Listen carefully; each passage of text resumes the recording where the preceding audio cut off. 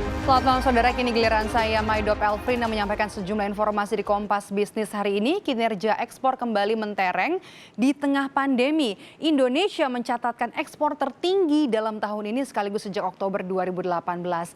Ekspor di bulan November tercatat 15,28 miliar dolar Amerika Serikat.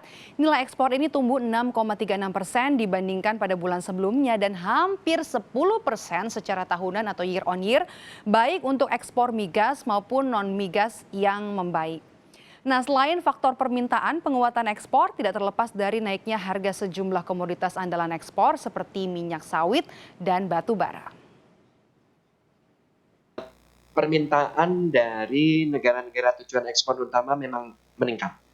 Di sana volumenya meningkat, misalnya untuk lemak dan minyak nabati meningkat 15,4%. Dan karena harga dari sawit pada bulan November ini juga naik tinggi, sehingga nilainya juga meningkat. Bahan bakar mineral, peningkatan ekspor kita ke Tiongkok juga tinggi, 14,9%. Karena ada peningkatan harga batu bara, maka nilainya meningkat lebih tinggi lagi 21,73%. Dan sementara itu saudara, dari sisi impor, Badan Pusat Statistik mencatat total impor November kemarin ada di angka 12,66 miliar dolar Amerika Serikat. Impor tumbuh 17,4% secara bulanan tetapi masih terkontraksi sebesar 17,46% jika dibandingkan dengan setahun lalu. Ada pertumbuhan tajam impor bahan baku, penolong dan barang modal. Nah, ini sekaligus jadi sinyalemen positif dari dunia industri. Nah, peningkatan impor terbesar ada di kelompok mesin dan perlengkapan elektrik, logam mulia, perhiasan, permata, serta peralatan mekanis.